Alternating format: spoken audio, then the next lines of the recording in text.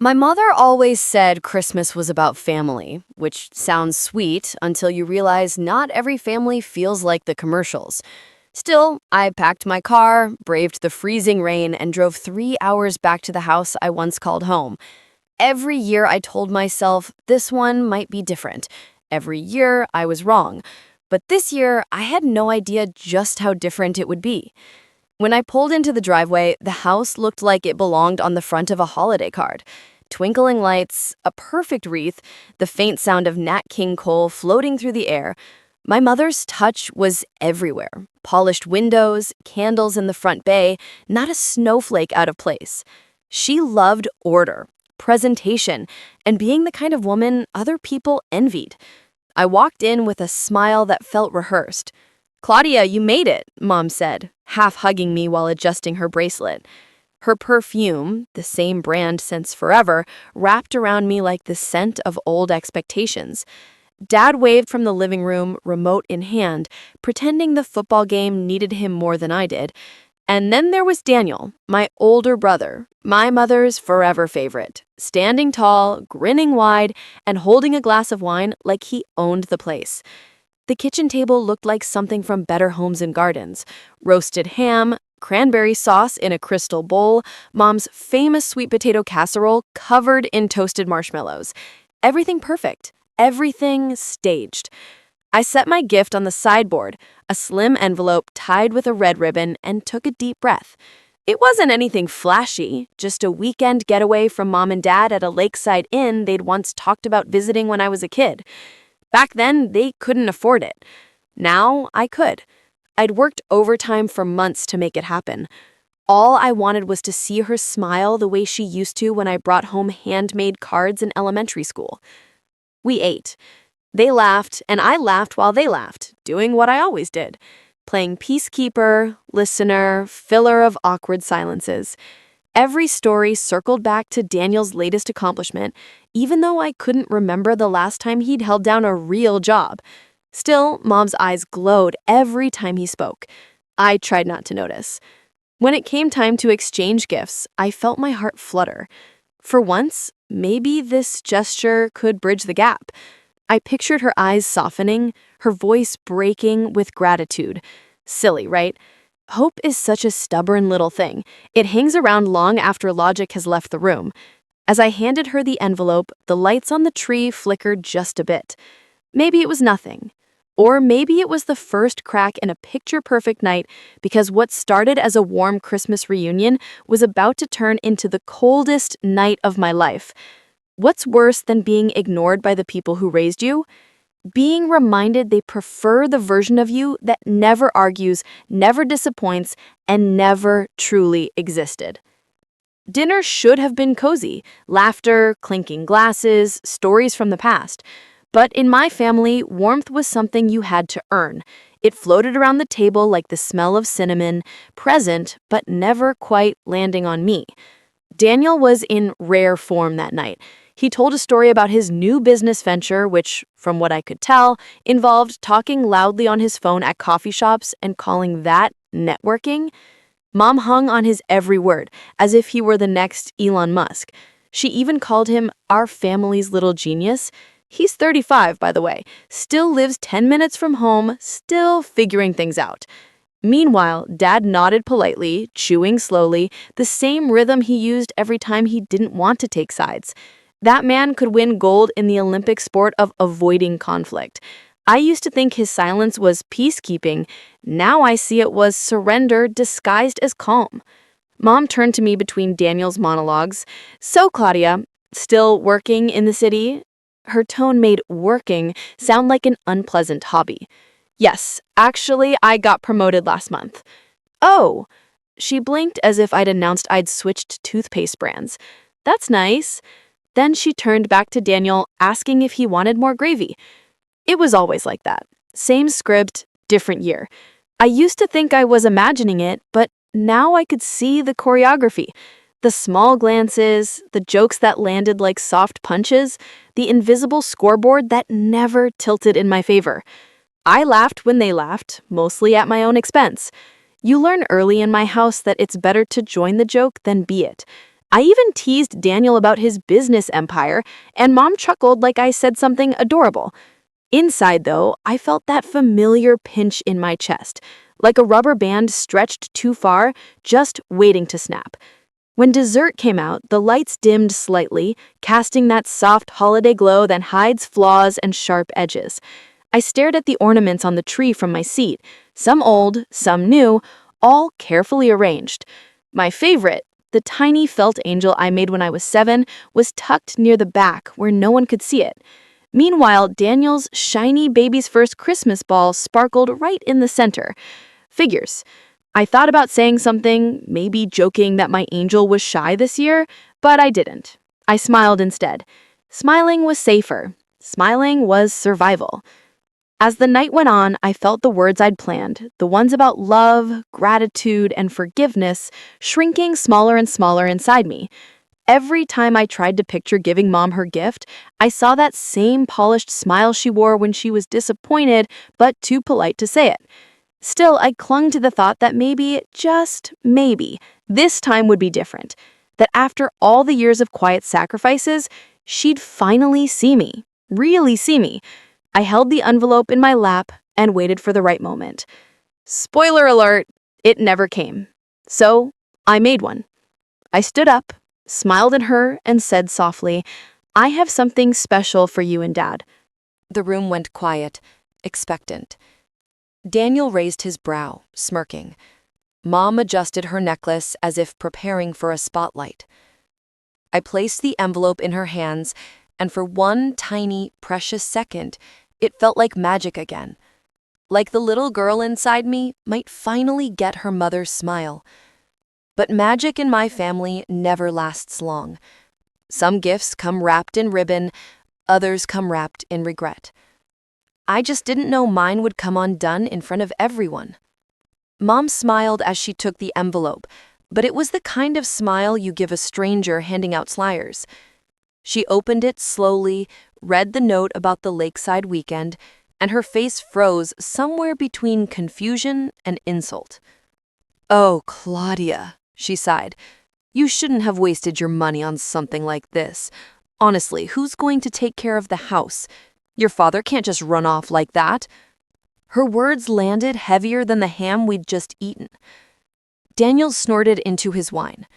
Dad stared at his plate, stirring his potatoes as if they might save him. I felt my throat tighten. I tried to laugh it off, saying it was just a thoughtful surprise. But she waved her hand. "You always overdo things, trying to make a show of it." A few awkward chuckles filled the silence. I smiled, tight, polite, pretending my heart wasn't cracking open. In that moment, it wasn't just a gift being rejected. It was me. Then she said the one thing no mother should ever say, especially on Christmas Eve. The room went quiet, but not the peaceful kind of quiet. The heavy kind, where even the air feels like it's watching. Mom still held the envelope, her fingers smoothing the paper like she wished she could erase my name from it. Daniel leaned back in his chair, grinning like he was waiting for a punchline. Dad coughed, then cleared his throat again, the way he always did when he didn't want to speak but felt guilty for staying silent. I opened my mouth to say something, anything, but before I could, Mom gave that tired little laugh of hers, the one that sounds almost sweet until you realize it's dripping with judgment. "Honestly, Claudia," she said, shaking her head, "you always think money can fix things. You're just like your father. Maybe if you'd thought before spending all that overtime on silly surprises, you'd have something to show for it." Her words burned, but I tried to stay calm. I told her it wasn't about money, it was about time, about giving them something peaceful, something they'd once dreamed of. She rolled her eyes. "Dreams don't pay bills," she said. Then softer, almost under her breath, "You never did understand what real responsibility looks like." Daniel laughed. "Well, maybe next year she'll just get you a gift card, Mom. Something simple." He thought he was being funny. He always did. And that's when it happened. That one sentence. The one that splits a life clean in two. Mom looked straight at me, her voice suddenly sharp and cold. Maybe if you were never born, we wouldn't have so many problems. No yelling, no drama, just cold fact, spoken like a truth she'd been holding in for years. The words didn't echo, they just sank like a stone in a frozen lake. Daniel's chuckle was awkward, but even he seemed unsure. Dad didn't look up, he just picked up his glass and took a long sip, as if he could swallow the moment whole. For a second, I couldn't move. My mind went blank, my body wanted to disappear. It was the kind of pain that doesn't hit like a slap, it seeps in like winter through old windows. I felt 13 again, standing in that same kitchen after another argument.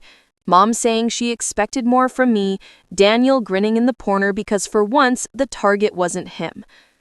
I pushed back my chair quietly and stood up. Nobody stopped me, nobody said my name.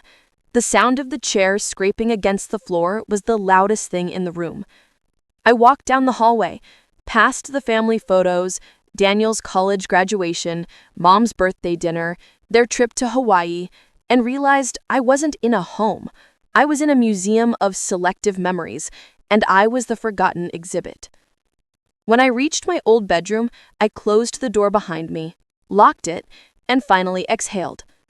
The laughter from downstairs picked back up, faint and hollow through the walls. It was Christmas Eve, and my mother had just told me she wished I'd never been born. But when I looked around that old room, I realized something. She had no idea how much I'd already done to keep her world from falling apart. I sat on the edge of my old bed, staring at the same wallpaper I'd picked out when I was 13. Tiny blue flowers, faded and peeling at the corners. It felt like being trapped inside a time capsule, one filled with all the versions of me that had tried and failed to be enough. My hands were shaking, but not from anger, from clarity, that sharp, cold kind that slices through every excuse you've ever made for someone who hurt you. I opened the closet, the one that still smelled faintly of lavender and dust. Behind old boxes of winter clothes and school trophies, I found it. A cardboard box I'd labeled receipts and stuff years ago. I pulled it out and set it on the bed. Inside, there it was. The truth. Stacks of old bills with my handwriting on them. Utility payments, mortgage receipts, transfer slips from my bank account to theirs, notes from Mom asking for a small loan when Daniel's car got repossessed, receipts from grocery stores, emergency vet visits for Mom's cat, even the down payment for Daniel's rehab, the one Mom told everyone Dad had paid for.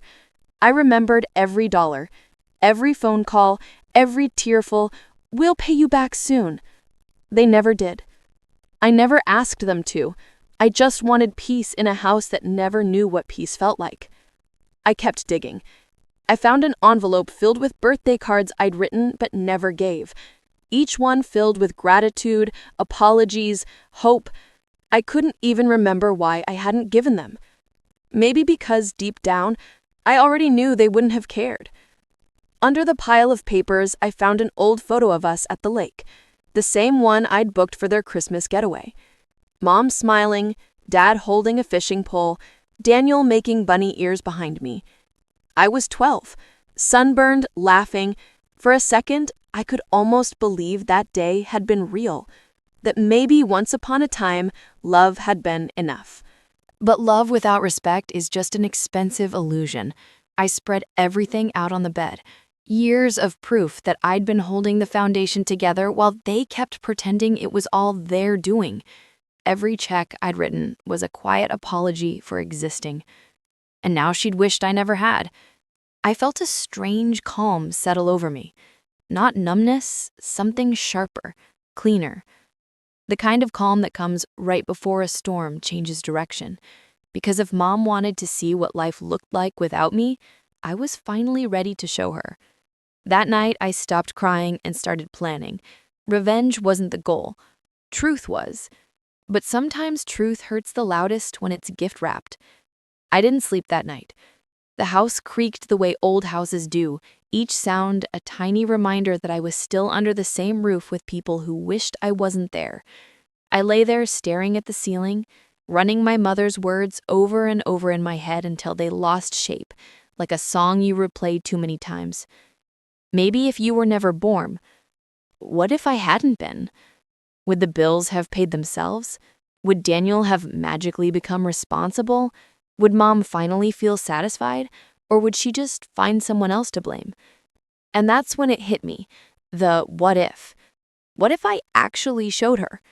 Not in anger, not in screams, but in truth. What if I gave her exactly what she said she wanted? A world without me. I sat up, turned on the lamp, and opened my laptop.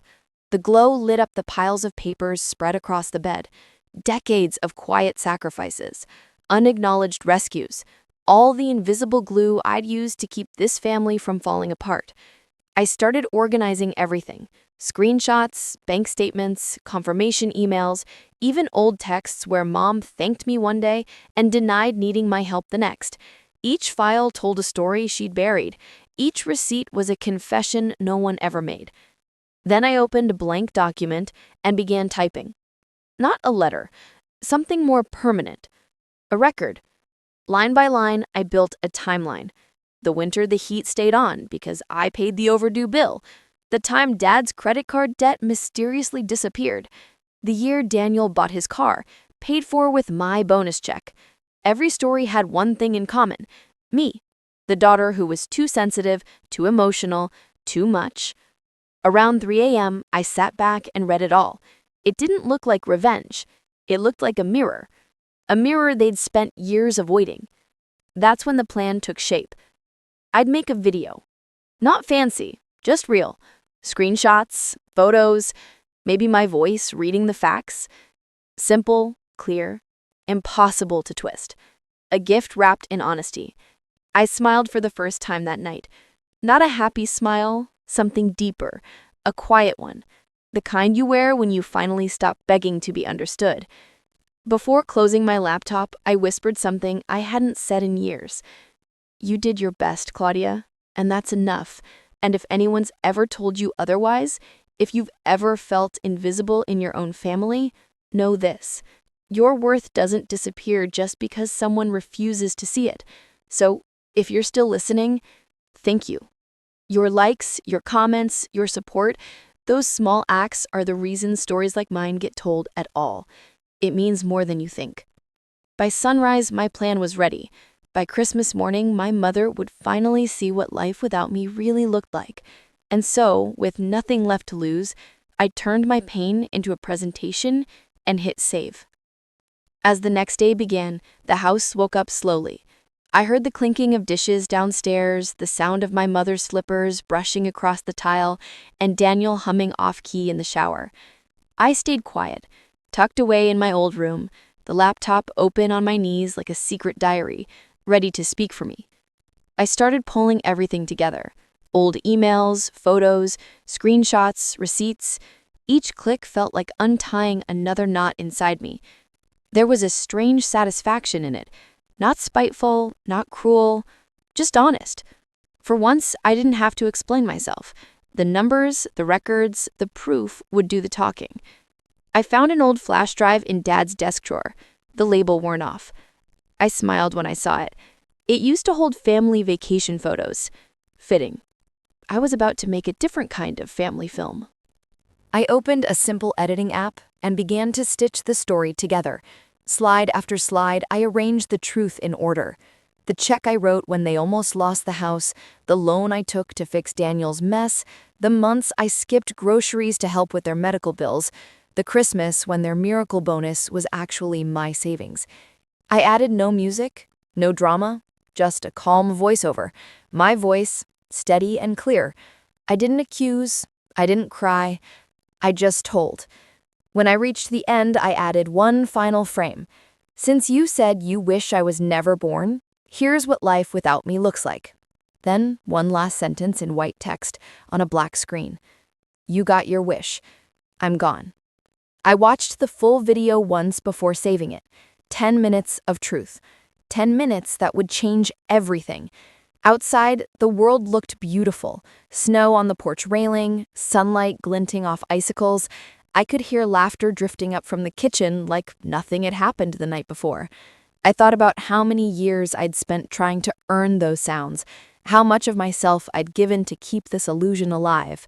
And for the first time, I didn't feel anger, just peace. I closed the laptop, slid the flash drive into a small velvet box, and wrapped it in silver paper, the same kind of paper Mom always used when she wanted something to look expensive. I wrote her name on the tag, just one word, Mom. That night, I slept better than I had in years. Tomorrow morning, under the Christmas tree, she'd open the prettiest little box and unwrap the truth. Christmas morning arrived bright and quiet, the kind of cold that makes the world look clean. I could smell coffee drifting up the stairs, mixed with the scent of cinnamon rolls and pine. If you didn't know better, you'd think it was a perfect family Christmas. I got dressed slowly, almost ceremonially, pulled on a soft sweater, brushed my hair, and looked in the mirror. My reflection stared back with calm eyes. I barely recognized. It was the face of someone who had already said goodbye, even if no one else knew it yet. Downstairs, the tree glittered with ribbons and ornaments, the kind that hide cracks beneath sparkle. Mom was in her usual command position beside the coffee table, making sure everyone's mug was full and everyone followed her version of tradition. Daniel lounged on the couch, half asleep, waiting for presents like a kid who never grew up. Dad sat in his recliner, quiet, lost somewhere behind his glasses. I smiled, wished everyone a Merry Christmas, and slipped the small silver box under the tree, tucked between Daniel's giant gift bag and the one labeled "To Mom" from Dad, which I was 90% sure she bought herself. "Who's that one from?" Mom asked. "From me," I said lightly. "You'll find out soon." She smiled that tight-lipped smile again, the one that said, "Here we go, another attempt from Claudia." We opened gifts one by one, sweaters, perfume, a gadget Daniel would sell online by next week. I played along, sipping coffee, laughing when I was supposed to. Finally, she picked up the small box. It was lighter than she expected. She frowned, shook it gently, then peeled back the silver paper. Inside was the flash drive, gleaming against the red velvet lining, and a small, folded note. She read it aloud without hesitation. "Since you said you wish I was never born, here's what life without me looks like." The words hung in the air, soft but sharp. Daniel chuckled nervously. Dad looked up, startled. "What is this supposed to mean?" Mom asked, her voice trembling just slightly. "You'll see," I said, meeting her eyes. "It's all in there." For a moment, nobody moved. Then she set down her coffee, stood up, and walked to the laptop on the side table. She slid in the flash drive, double-clicked the file, and hit play. The screen lit up with photos, dates, numbers, the receipts, the bank statements, the messages, my voice, steady and calm, narrating the truth she had spent years pretending not to know. No yelling, no accusations, just facts and a silence heavy enough to press on every chest in that room. When the video ended, the screen faded to black. Then came the final line. "You got your wish. I'm gone." Mom's hand flew to her mouth. Daniel muttered something like, "What the hell?" And Dad finally looked at me, really looked at me for the first time in years. I stood up, pulled on my coat, and said quietly, "Merry Christmas." And as I walked toward the door, I felt no guilt, just a strange lightness, like the kind you feel when you finally put something heavy down after carrying it too long. Behind me, the house was silent, but by the time they hit replay, I was already gone. I didn't look back when I closed the door. The sound of it clicking shut was cleaner than any goodbye I could have spoken. I walked to my car, brushed off the snow, and drove away without turning on the radio. Silence felt right. I'd said everything I needed to, just not with my mouth. By the time I reached the end of the street, I imagined what was happening inside that perfect little house. Mom sitting stiff, staring at the dark screen. Daniel trying to laugh it off, realizing no one was laughing. Dad holding his coffee mug too tightly, pretending the heat might hide his shame. I could picture it all. The slow rewind, the second watch, the dawning horror as every document, every number, every act of quiet love appeared again. My voice, steady and calm, explaining things she couldn't argue with. For the first time, the facts had a voice, and it wasn't hers. I heard later from a cousin that mom didn't take it well, which, coming from my family, means she was pacing and crying 1 minute, furious the next. Apparently, she said I humiliated her, that she didn't deserve that. And maybe she was right, just not in the way she thought. She didn't deserve me cleaning up her life, carrying her burdens, fixing her messes while she blamed me for existing. Daniel went quiet for a while, which was probably a record. Dad tried to call me once, just once, but I let it go to voicemail. I wasn't ready to hear excuses disguised as apologies. I spent that night at a small roadside inn, the kind with flickering neon signs and coffee that tastes like determination. I sat by the window watching snow fall under the streetlight and thought about how strange peace feels the first time you taste it. It doesn't rush in. It creeps, soft and unsure, like it's afraid you'll send it away too. Part of me worried I'd regret it, that maybe I'd gone too far. But another part, the part that had been silenced my whole life, whispered, "No, Claudia, you just told the truth." Loud enough for once that they had to listen. And that's the thing about truth. Once it's out there, you can't stuff it back in the box, not even under a Christmas tree. By the time I stopped checking my phone, they'd already started falling apart. And for once, I wasn't there to fix it.